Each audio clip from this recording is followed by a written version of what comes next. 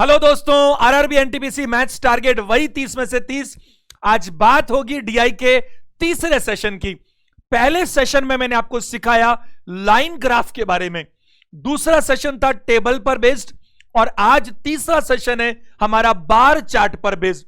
उसके बाद हम बात करेंगे पाई चार्ट और लेटर ऑन मिसलेनियस। ध्यान दीजिएगा, यहां मैं बात करूं पैटर्न की। पैटर्न अलग अलग है लेकिन इंटरनल चीजें लगभग कॉमन होती है। इसीलिए इस तीसरे सेशन से पहले अगर वो दो सेशन जो हो चुके हैं अगर वो आप समझते हैं, सीखते हैं पहले, तो फिर इसको समझना आपके लिए 50% आसान हो जाएगा। यानी मेहनत आधी करनी पड़ेगी। एवरेज निकालने के तरीके, परसेंटेज देखने के तरीके, डेटा को किस तरह से पढ़ते हैं उसके तरीके, वो सब मैंने आपको ऑलरेडी दो सेशंस में सिखाए हैं। चलिए काम को आगे बढ़ाते हैं। ध्यान दीजिएगा, ये तीसरा सेशन, पहला प्रश्न, ये 5 प्रश्नों का लॉट है। और फिर कुछ प्रश्नों के बाद हर सेशन में मैं बात कर रहा हूं आपसे कि आपके एग्जाम में एक्चुअल में क्या क्वेश्चंस पूछे गए। ये क्लासेस पूरी तरह इसी पर डिपेंडेंट है कि आपके एग्जाम्स में क्या पूछ रहा है वो लगातार, और क्या क्या पूछ सकता है ट्रेंड के हिसाब से। बस उसी को लेकर अपन बात कर रहे हैं। तो देखो ध्यान से, क्या इंफॉर्मेशन है। विभिन्न विद्यालयों में छात्रवृत्ति परीक्षा में बैठे और उत्तीर्ण हुए छात्रों की कुल संख्या, तो ये दिया हुआ है, ध्यान से सुनिएगा। पहला काम क्या होता है, चाहे लाइन चार्ट हो, चाहे टेबल हो, चाहे कोई भी इंफॉर्मेशन हो, एक नजर, एक ग्लांस, एक झलक में यह पता लगा लेना कि यह सूचना का पैटर्न कैसा है। कुछ बातें ऐसी जो अभी मैं आपको सिखा रहा हूं इसलिए टाइम लग रहा है, बट एग्जाम में आप केवल 5 सेकंड के अंदर अंदर बहुत सारी बातें समझ जाओगे। आप देखो, अगर आप किसी नए पर्सन से मिलते हो और शुरू के 5 मिनट में आपको रफली पता लग जाता है उसकी पर्सनैलिटी के बारे में, तो अगर पूरे दिन भर आपको साथ में रहना है तो फिर डील करना आपका आसान हो जाता है ना।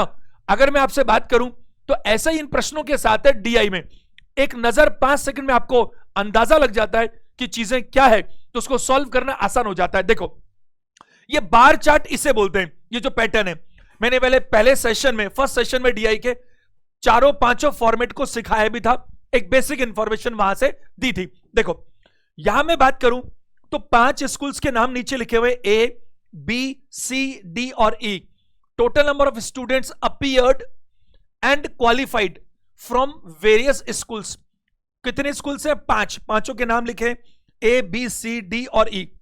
ये जो ब्लू कलर है, स्काई ब्लू कलर है, ये अपीयर्ड लोग हैं जो क्या करते हैं, बैठते हैं, अपीयर्ड। और ये क्वालिफाइड हैं। क्वालिफाइड मतलब जो क्या होते हैं, उत्तीर्ण होते हैं। अब देखो, जो लोग बैठे उनको दिखाया इस बार के द्वारा जो ब्लू कलर में है, और जो पास हो गए उनको दिखाया इस येलो कलर वाले बार के द्वारा। सबसे इंपॉर्टेंट बात, ये बार कोई सा भी बड़ा और कोई सा भी छोटा हो सकता है इन जनरल, सामान्यतः, बट कॉमन सेंस सबसे ऊपर रहेगा। ये स्पेशल बार है। कैसा बार है, एक बात बताओ, जितने बच्चे परीक्षा में बैठेंगे उससे ज्यादा उत्तीर्ण कैसे हो सकते हैं?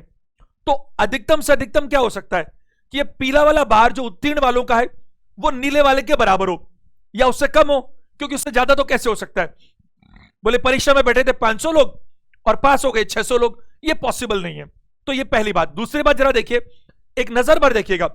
सबसे इंपॉर्टेंट चीज है इन दो हॉरिजॉन्टल लाइन के बीच का अंतर, इन दोनों के बीच का अंतर, यह सबसे इंपॉर्टेंट चीज है। ये एक नजर भर आपको पहले ही पता होना चाहिए। क्यों पता होना चाहिए?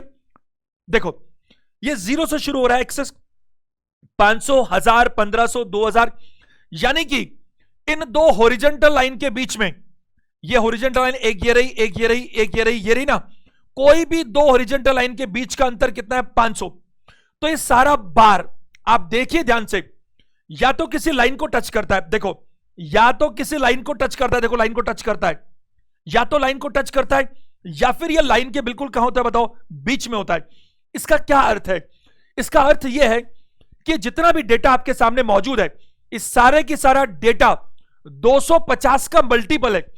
इस बात की जानकारी पहले से मिलने का फायदा, अगर ये 250 का मल्टीपल ही आपको पता है तो अक्सर आपको जो प्रश्न मिलते हैं उसमें यह ज्यादा मिलता है कि एक कोई सूचना का दूसरी किसी सूचना से क्या अनुपात है, और अनुपात निकालने के लिए हम सिंपलेस्ट रेशो निकालने के लिए इनको कैंसिल करते हैं, और कैंसिल करने के लिए किसी समान संख्या से वो दोनों कटने चाहिए। तो अगर आपको पहले से पता है कि सारे के सारे 250 का मल्टीपल है तो काम आसान होता है।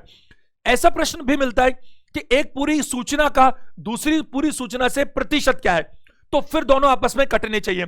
तो पहली चीज ध्यान दीजिएगा, आपको यह मालूम चल रहा है कि दो लाइन के बीच का गैप कितना है, 500, और ये सारा बार जो है, ये बार का फॉर्मेट ये है, या तो किसी लाइन पर टच करता है या फिर लाइन के बिल्कुल बीच में आता है। एक जरूरी बात ये, जैसे देखो ये स्कूल बी है, इसमें अपीयर्ड लोग हैं 2250, क्योंकि ये 2000 और 2500 के बीच में है, तो 2000 और 2500 के बीच में 250 लेना पड़ेगा, क्योंकि ये तो 500 है ये बीच में, तो 2000 2500 के बिल्कुल बीच में क्या आएगा, 2250। अगर ये 2250 की जगह कल को 2260 दिखाना चाहे तो कैसे दिखाएगा? अगर ये 2250 की जगह अगर ये 2260 दिखाना चाहे तो फिर ये इसको लिखना पड़ेगा, क्योंकि हमें तो पता ही नहीं चलेगा, वरना हम ऐसा कोई नापतोल थोड़ी करने बैठेंगे एग्जाम में।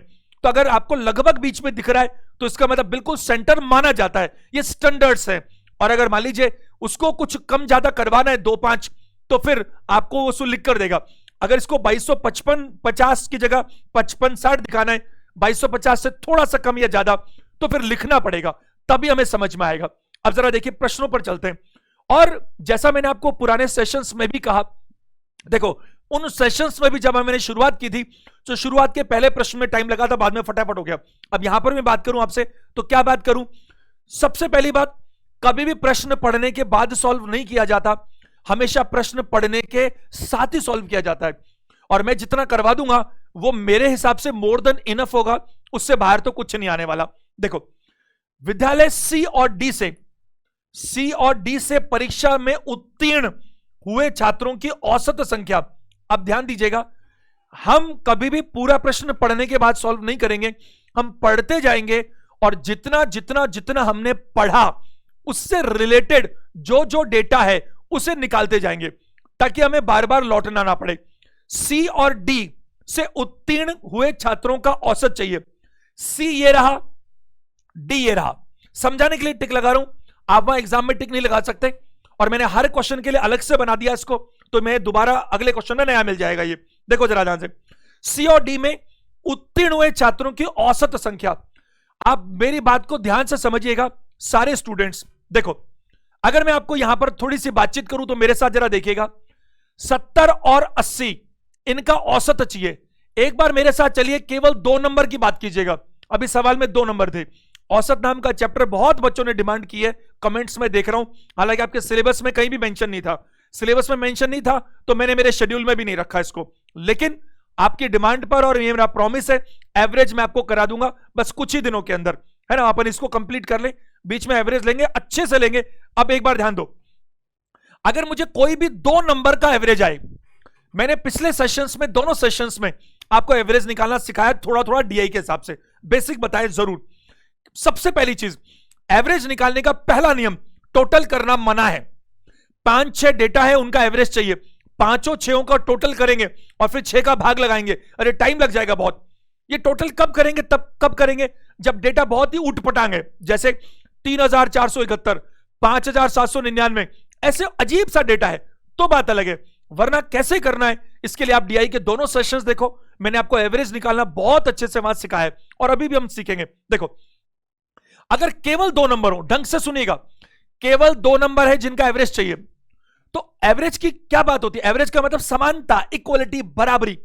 तो आपको हमेशा क्या करना है? हमेशा क्या करना है? दोनों में से छोटा नंबर पकड़ना है। दोनों में से क्या पकड़ना है? छोटा नंबर। दोनों में से छोटा कौन सा है? 70। अब 70 और 80 का गैप देखो कितना है? 10। तो दोनों को 70-70 बना दीजिए, ये भी 70 है, ये भी 70 है। 70 आपने एवरेज मान लिया, कितना बच रहा है आपके पास में? 10 बच रहा है। इसके 2 हिस्से कितना होगा? 5। आपने कहा सर कैसे बच्चों जैसी बातें कर रहे हो, ये तो हमें पता है। अरे मुझे मालूम आपको पता है, लेकिन जब डेटा बहुत उठपटांग होगा तो आपको नहीं पता, और पता है तो आपको प्रैक्टिस नहीं है। जैसे देखो, अगर मुझे 198 और 209 का एवरेज चाहिए, 198 और 209 का एवरेज चाहिए, ग्रेजुअली बढ़ाएंगे लेवल को। दोनों में से छोटा कौन सा? जल्दी बोलो। 198 छोटा है साहब, तो 198 तो मैंने रख ही लिया। इन दोनों में अंतर कितना है? 11। इन दोनों में अंतर कितना है? 11। तो 11 का आधा करो, 11 का आधा कितना होगा? 5.5। तो 5.5 अगर इसमें जोड़ दूं तो 203.5 इनका एवरेज आएगा। एवरेज मतलब औसत बराबर आएगा। 198 और 200 को जोड़ने की जरूरत नहीं है, दोनों में से छोटा वाला उठाओ और छोटा वाला मान लो तो ये भी 198, ये भी 198, तो क्या बचा? बचा 11, और 11 को दो बराबर हिस्सों में बांट दो तो आंसर आपको 5.5 जोड़कर आ जाएगा। अगर मान लीजिए मैं आपसे बात करूं, जैसे 748 एक तरफ है और 761 एक तरफ है और दोनों का मेरे को एवरेज चाहिए सपोज, तो सबसे पहला काम मेरा क्या होगा कि दोनों में से छोटा कौन सा है, तो दोनों में से जो छोटा है वो बेस बनेगा। 748 छोटा है साहब, ठीक है। अब दोनों का अंतर कितना है? 13। दोनों का अंतर कितना है? 13। अंतर को बाहर निकाल दो, समान बना दो, अंतर अपनी पॉकेट में रख लो। तो अंतर मतलब ये तो 748 ही था, इसको 748 मानने के बाद 13 बचा। अब 13 का आधा करो, क्योंकि बराबरी औसत की चाबी है, ये इक्वलिटी, बराबरी, समानता। 6.5 होगा, 6.5 अगर इसमें बांटे तो 754, 6 जोड़े तो 54 पॉइंट क्या होगा बताइए? 5। ये इसका आंसर निकल कर आएगा। आएगा कि नहीं आएगा बताइए? कहीं पर भी जैसे मान लीजिए 2210 और 2272 इनका मुझे औसत चाहिए, तो मुझे बताइए 2210 और 2272 में छोटा कौन सा है? 2210 है, बिल्कुल है। तो इसको बेस बनाओ। दोनों का अंतर कितना है? 62। 62 का आधा कितना होता है? 31। 31 जोड़ो इसके अंदर तो क्या होगा? 2241 एवरेज आएगा। अब आओ अपने सवाल पर पीछे। क्या सवाल था? सी और डी से परीक्षा में उत्तीर्ण हुए छात्रों की औसत संख्या। सी और डी से उत्तीर्ण हुए, जरा देखो ये जो मैंने अभी डॉट बनाया ये उत्तीर्ण हुए छात्र है कि नहीं? इनका मुझे औसत चाहिए, इसके लिए तो इतना सिखा रहा हूं। देखो इन दोनों में से अगर इधर में देखो तो ये कितना 2000 और ये कितना 2250। उधर मत देखो बार बार, क्यों? क्योंकि ये 4 लाइनें तो 2000 है और ये बिल्कुल सेंटर में तो 2250 है। मुझे 2000 और 2250 का एवरेज चाहिए। अभी तो सिखाया था कि 2000 और 2250 का एवरेज चाहिए होता तो क्या करते हैं? छोटे वाले को बेस बनाते हैं, यानी कि 2000 को बेस बनाया, 2250 में भी 2000 रखा तो 250 निकल कर आएगा। 250 के दो हिस्सों को रखो तो 125, तो एवरेज आया 2125। एवरेज निकालने के लिए जोड़िए मत, चाहे 2 हो, 3 हो, 5 हो, कुछ भी हो, जोड़ेंगे हम, ऐसी बात नहीं है, लेकिन 100 में से 99 बार नहीं जोड़ेंगे।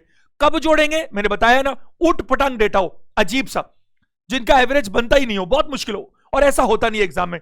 एग्जाम में ऐसा ही डेटा आता है जो बिना जोड़े किया जा सकता है। तो जो उसने कहा वो आ चुका 2125। आगे पढ़ते हैं। क्या बोला था उसने? सी और डी से परीक्षा में उत्तीर्ण हुए छात्रों का औसत। तो सी और डी से उत्तीर्ण हुए छात्र, इधर 2000, इधर 2250। 2000 और 2250 में छोटा 2000, डिफरेंस कितना? 250। 250 को 2 हिस्से करो कितना होगा? 125, तो एवरेज आए। और नहीं तो 2000 में 2250 जोड़ दो, 4250 होगा, उसका आधा करोगे तो 2125 होगा, लेकिन टाइम ज्यादा लगेगा। आगे क्या बोला? उसी विद्यालय से परीक्षा में बैठे छात्रों की औसत संख्या कितना?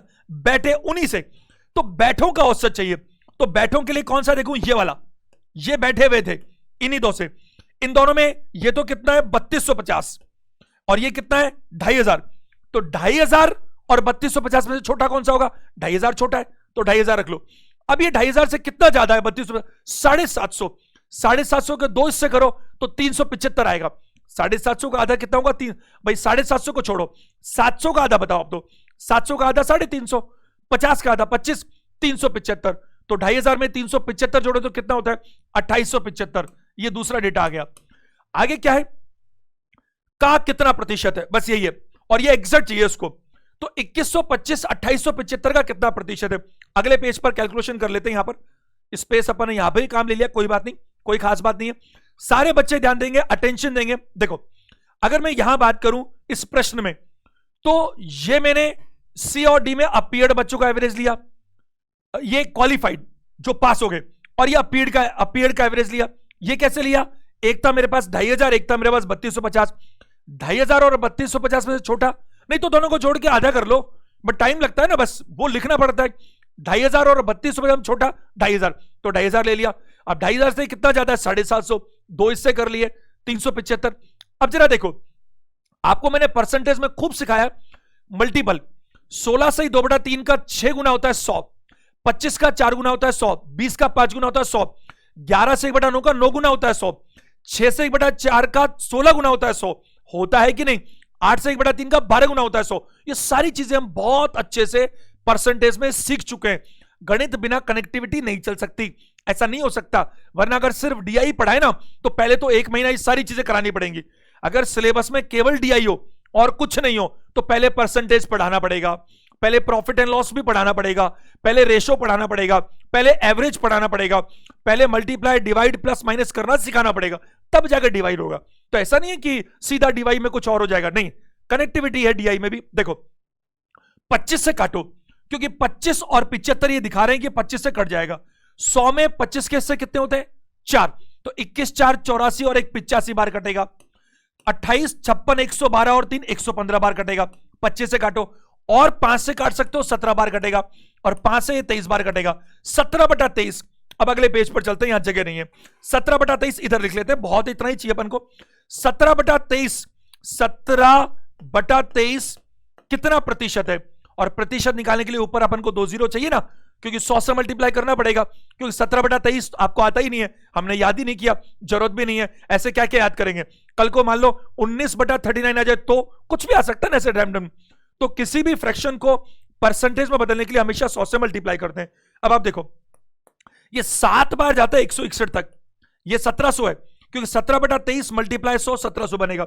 अच्छा, 23 को 7 गुना करो, 161 होता है रैंडमली। 23 का मतलब होता है 20 + 3, 20 का 7 गुना 140, 3 का 7 गुना 21, प्रैक्टिस से आएगा। तो 161 तक 7 बार चला गया, बचा कितना? 161, 9 का मतलब 90 बना, 90 का मतलब 23 दिया 69, तो 69 के बाद कितना बचा? 90 में से 21 बचा। अब मैं डॉट लगा सकता हूं, क्योंकि 21 में तो जाएगा ही नहीं है, और 21 बचा तो 21 के आगे मेरे को 0 लगाना पड़ेगा।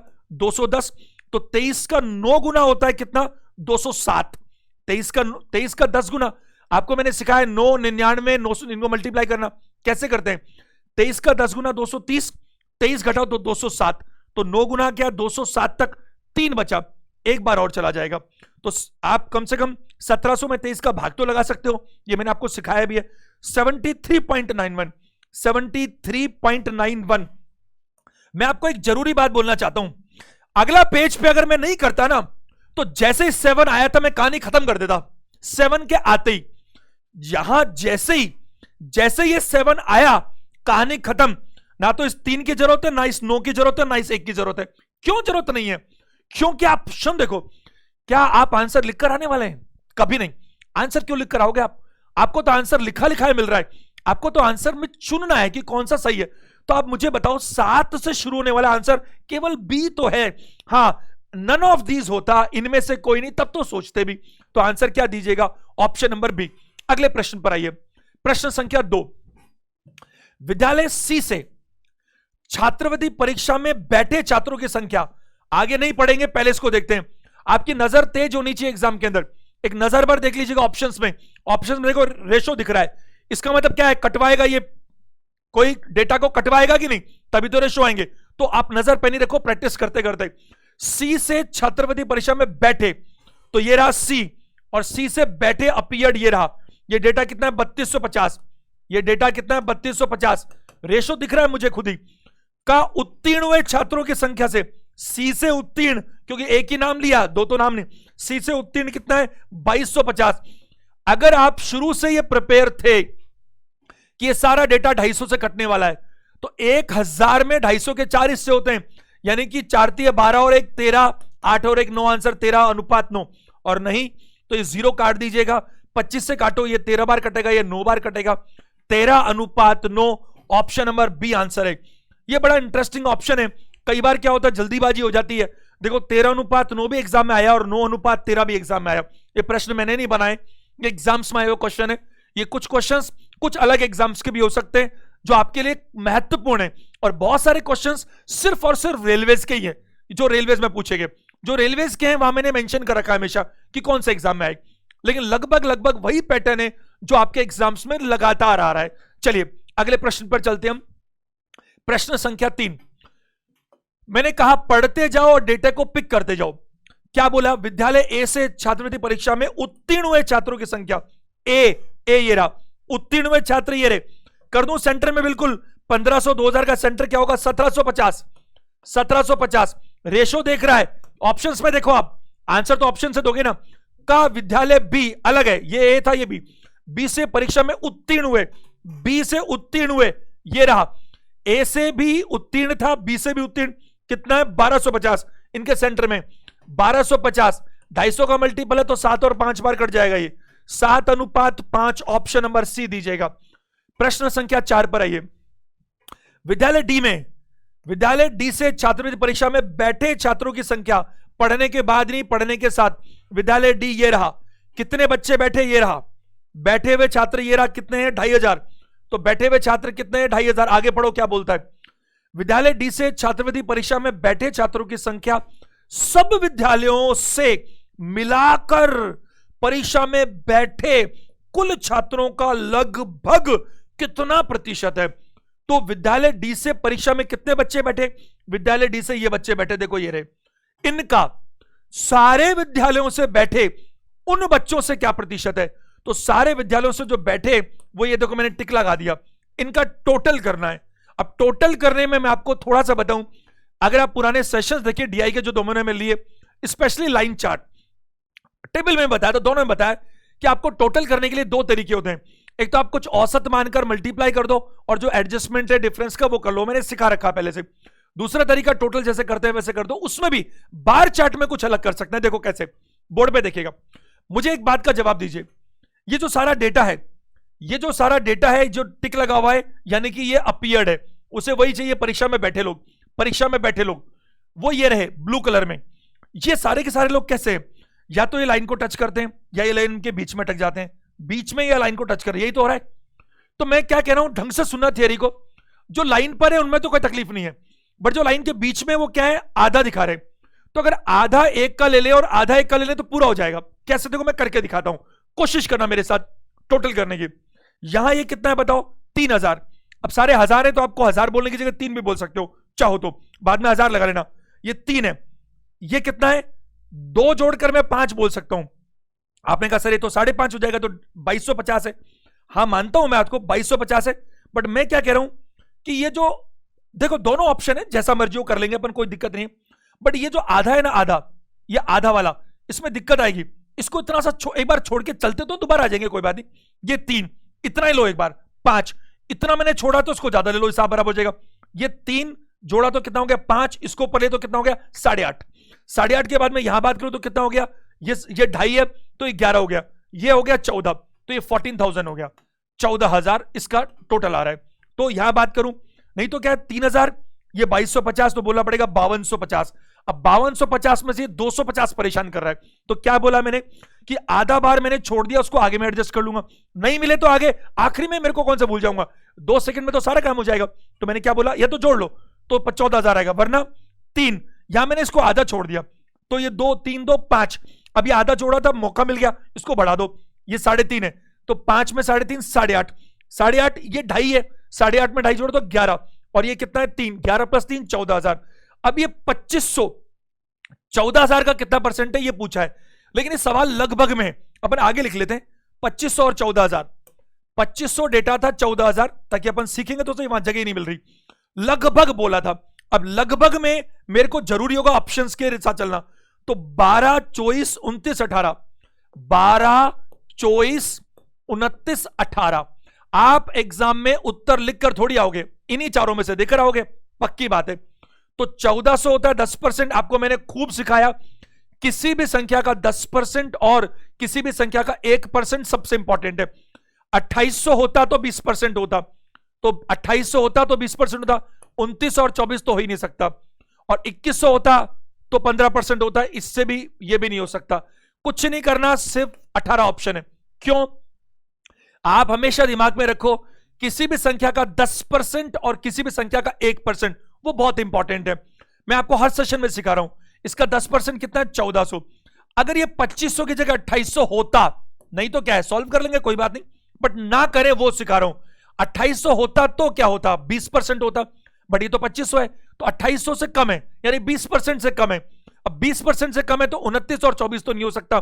अब ये 2800 से कितना कम है, ये 20% है, अगर ये होता तो 20% होता है, इससे 300 कम है, और 300 का मतलब है 140 1% है, 280 2% है, तो लगभग 2% के आसपास कम है।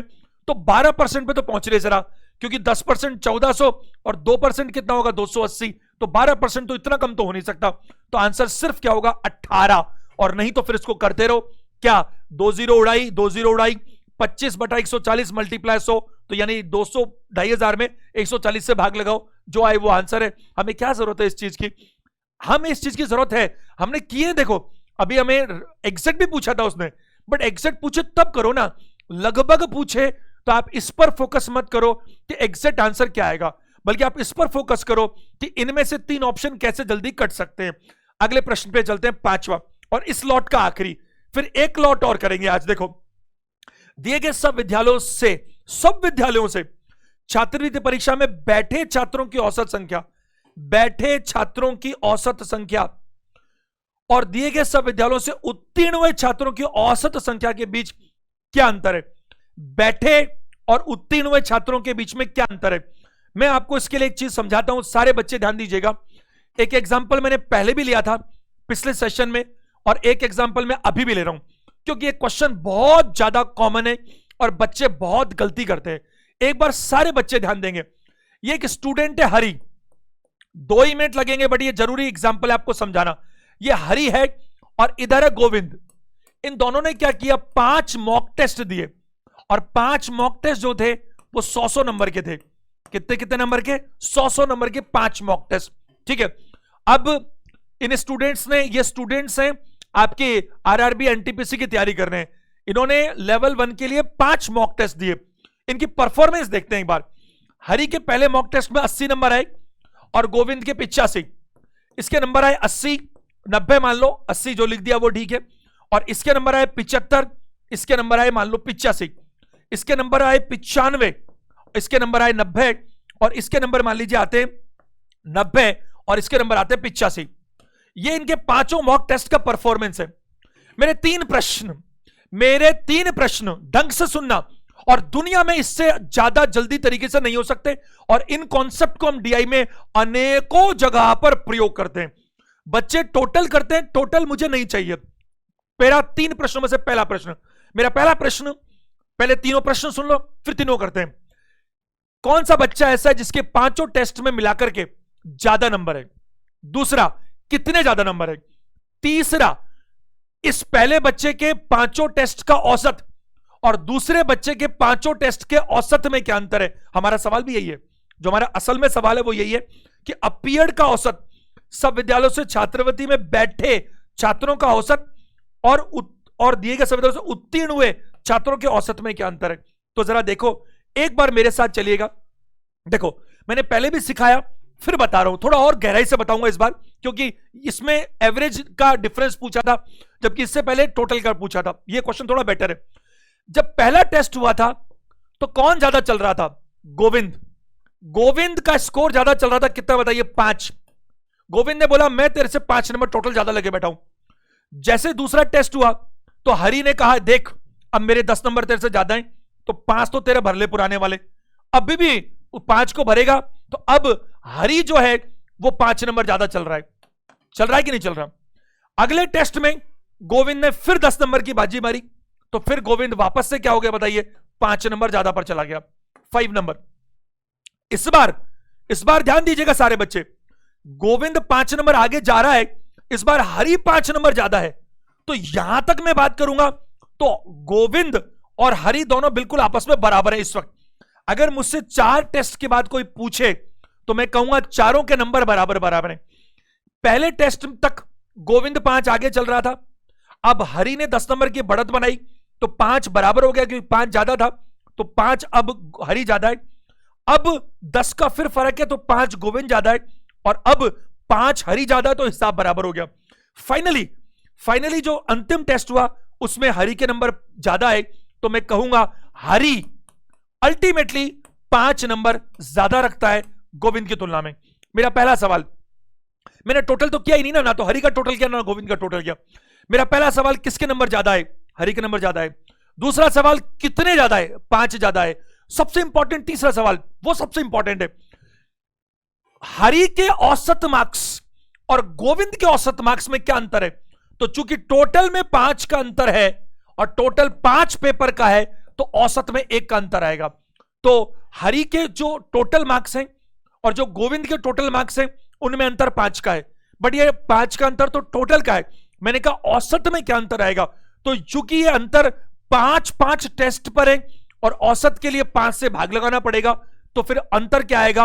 औसत का अंतर 1 आएगा और टोटल का अंतर 5 आएगा। एक बात बताइए, सारे बच्चे ध्यान दीजिएगा, अगर मैं यहां बात करूं तो सारे बच्चे बोर्ड पे अटेंशन दो, 18, 25 और ये भी 18 है, तो 43, 430 नंबर आ रहे हैं इसके। ये 430 है और हरी बड़ा था तो ये 425 ही आएगा, टोटल आ गया कि देख लो, कोई दिक्कत नहीं है। एक बात बताओ मेरे को, सारे बच्चे, ये एक्चुअल है, ये जो था वो मैंने टोटल लगा दिया। अगर मैं अभी हरी का औसत निकालूं तो 430 में क्या मैं 5 का भाग लगाऊंगा तो 86 नंबर आएगा। 430 में अगर मैं 5 का भाग लगाऊं तो क्या आएगा? 86। ये 86 आ रहा है एवरेज। और 425 में अगर मैं 5 का भाग लगाऊं तो क्या आएगा? 85 आएगा। आएगा, बिल्कुल आएगा। तो आप खुद समझो, अगर दोनों के टोटल में 5 का फर्क है तो एवरेज में 1 का फर्क आएगा। टोटल में अगर 10 का फर्क है तो एवरेज कितनी चीजों का है? टोटल 5 चीजों का। तो एवरेज पर होता है, ईच पे निकालते हैं तो ऐसा होगा। अब जो ये प्रश्न आपका था उस पर आते अपन। ये देखो, तो उसने क्या बोला था? अपीयर्ड का औसत। तो अपीयर्ड का औसत इनसे निकल कर आएगा और क्वालिफाइड का औसत इनसे निकल कर आएगा। बताओ, अब आप ऐसी बेवकूफी क्यों करोगे कि पहले अपीयर्ड को टोटल करो? जैसे देखो, यहां हमने क्या सीखा? हरि और गोविंद के मार्क्स का औसत का अंतर क्या है? नहीं टोटल किया, अंतर आ गया 5। 5 में 5 का भाग लगा, 1 आंसर आ गया। कॉन्सेप्ट सीखने की जरूरत है, प्रैक्टिस करने की जरूरत है, तब मजा आएगा।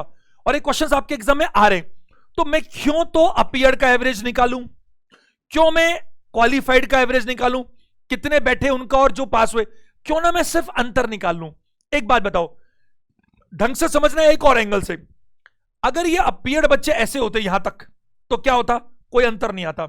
यहां तक होते तो कोई अंतर नहीं आता, यहां तक होते तो कोई अंतर नहीं आता, यहां तक होते तो कोई अंतर नहीं आता। तो मैंने जो लाइन बनाई वहां तक तो हिसाब बराबर हो गया। अब जो बच गया वही तो अंतर है, जो बच गया वही तो अंतर है, और जो बच गया वही अंतर है। तो ये टोटल का अंतर हो गया और उसने औसत का अंतर पूछा तो उसमें 5 का भाग लाएंगे। देखो करके देखते हैं। इधर देखो, मैंने पहले ही देख लिया इनमें अंतर 500 का है, शुरू में देख लिया था। तो ये इधर बार बार देखने की जरूरत नहीं ना, देख लिया कि 2 हॉरिजॉन्टल लाइन के बीच का अंतर 500 होता है। तो इधर देखो, 2 के साथ आधी और है तो 1250 अंतर है। ये 1000 है, 2250 अंतर है। ये भी 1000 है, 3250 अंतर है। ये 500 है, 3750 अंतर है। और ये 1000 है, 4750 अंतर है। 4750 इनके टोटल का डिफरेंस है। 5 से भाग लगा दो, 950 आ जाएगा। तो आपका आंसर बनेगा 950। Option option option number A. क्या मेरी बात आप समझ पा रहे हैं? That's a very very very important question, कि इसको आप बार बार चिंतन कीजिए, मनन कीजिए, बार बार इसको रिपीट मोड में देखिए और उसको नोट कीजिए। कई कई क्वेश्चंस में अप्लाई करके देखिए, कोई भी 4, 5, 6 डेटा अपने आप बनाइए और फिर करके देखो, फिर आपको समझ में आएगा। अगले प्रश्न पर चलते हम। प्रश्न संख्या 6 से 10 का एक लॉट और करेंगे, अभी फटाफट से 10 मिनट में कर लेंगे। ध्यान दीजिएगा, इसमें क्या दिया है? 2 संस्थाओं में दाखिल किए गए उम्मीदवारों की संख्या, इंस्टीट्यूशन ए और इंस्टीट्यूशन बी, 2002, 3, 4, 5, 6, 7, 6 सालों के आंकड़े हैं। और ये कैंडिडेट की संख्या है 0, 1, 2, 3, 4, 5, 6, 7 और ये ब्रैकेट में लिखा हुआ है 1000 में। यानी कि 1 का मतलब 1000 है, 2 का मतलब 2000 है, 3 का मतलब 3000 है और ऐसे 1000 है। ये सारा डेटा क्या हो रहा है?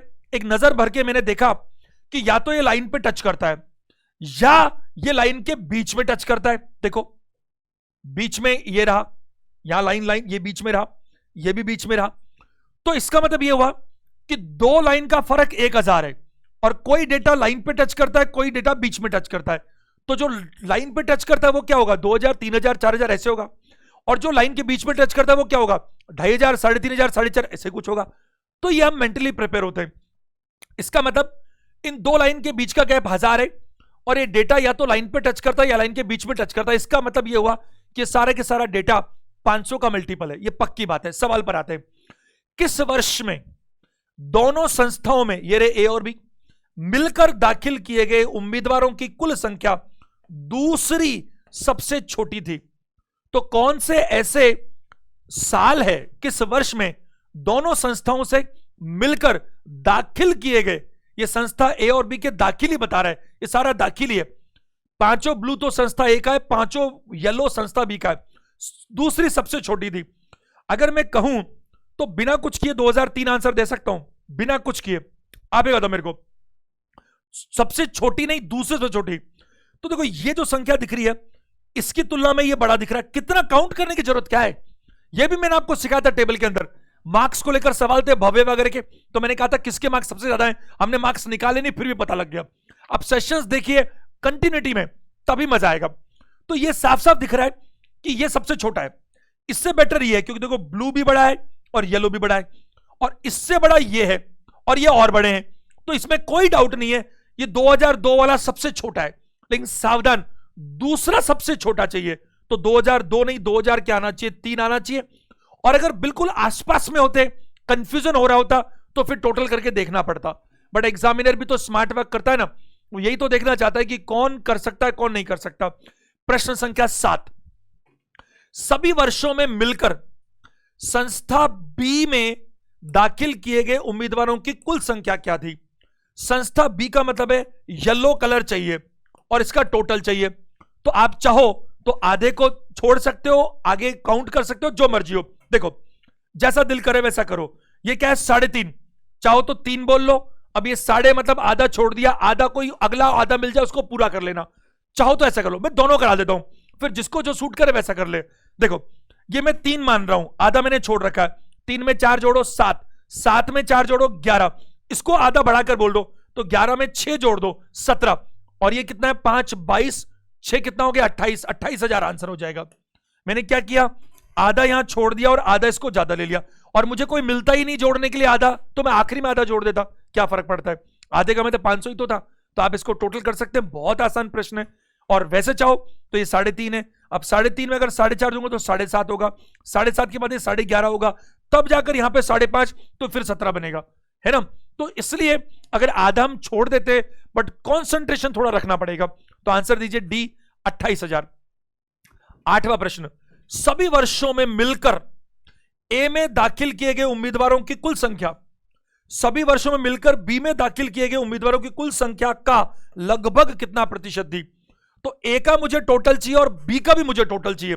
अगले पेज पर ले लेते अपन ने बना रखा है। तो ए का टोटल और बी का टोटल, तो ए का टोटल बी के टोटल का कितना था? थोड़ा सा अगर आप दिमाग लगाओ तो अभी अभी आपने ए का टोटल किया है, नहीं सॉरी बी का टोटल किया है। बी का टोटल कितना किया? 28,000। देखो आप बी का टोटल किया है ना अभी के अभी। तो इसने जो सवाल में पूछा कि ए में दाखिल किए गए कुल सभी वर्षों में मिलकर बी में दाखिल किए गए उम्मीदवारों का कितना प्रतिशत था, तो आप क्या कर लीजिए कि आप बी का तो पता ही है 28,000, ए का निकाल लीजिए। तो ए की बात करते हैं, ए का मतलब ये पहला वाला, तो चलो मेरे साथ चलते हैं। 2 में 3 जोड़ दो 5, 5 में 5 जोड़ो 10, मैंने आधा छोड़ रखा है। 10 में 6 जोड़ो 16, 16 में 4 जोड़ो 20, और 20 में 7 जोड़ दो 27, तो ये 27,000 हो गया। हो गया क्या बताइए?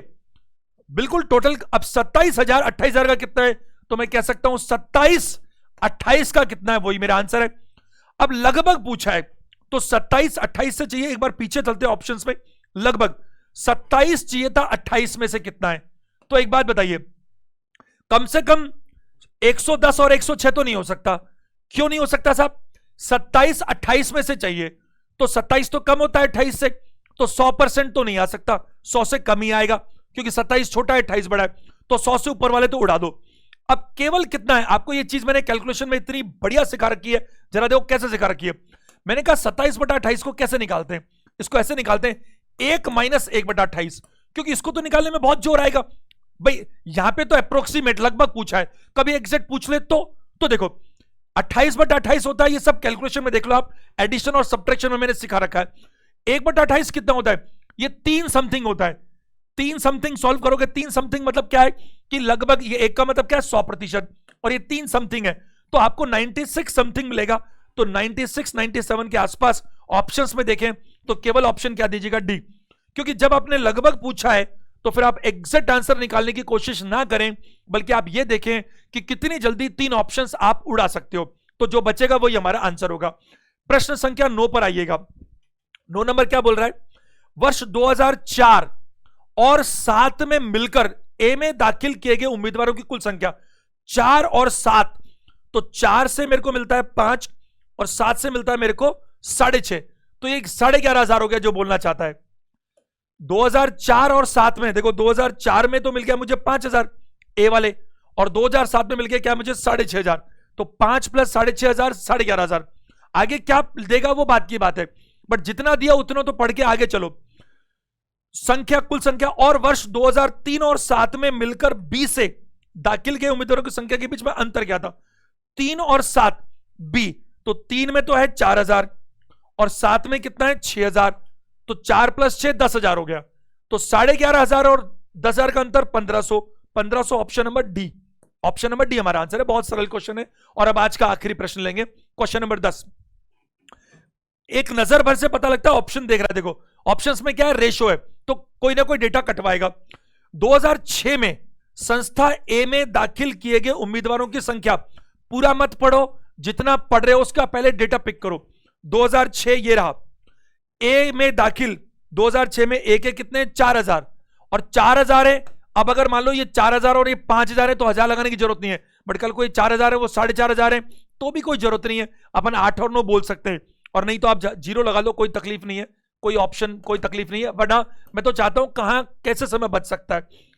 2004 में, तो 2004 में चलते हैं, दोनों संस्थाओं में दाखिल किए उम्मीदवारों से क्या अनुपात है? 2004 में दोनों, तो ये तो हो गया 4 का दुगना 8, एक और है 9, तो 4000 और 9000 फिर वही बात हो गई ना, इनका कोई मतलब ही नहीं है। आंसर होगा 4:9। उम्मीद करता हूं आपको सेशंस में मजा आ रहा है। सेशन को जरूर से जरूर लाइक करें, इतना आपका ड्यूटी बनता है। मैक्सिमम लोगों में शेयर करें, सबको इसका फायदा मिलना चाहिए। खूब मेहनत करो, एक दिन और एक मिनट भी वेस्ट मत करो। अगले सेशन में बात करेंगे अपन पाई चार्ट के बारे में, आप सीक्वेंस में देखिए तभी आपको फायदा मिलेगा। लगातार रिवीजन करते रहिए, अपने खुद के बनाए नोट्स का रिवीजन सबसे अच्छा होता है। इस सेशन देखने के लिए थैंक यू वेरी मच।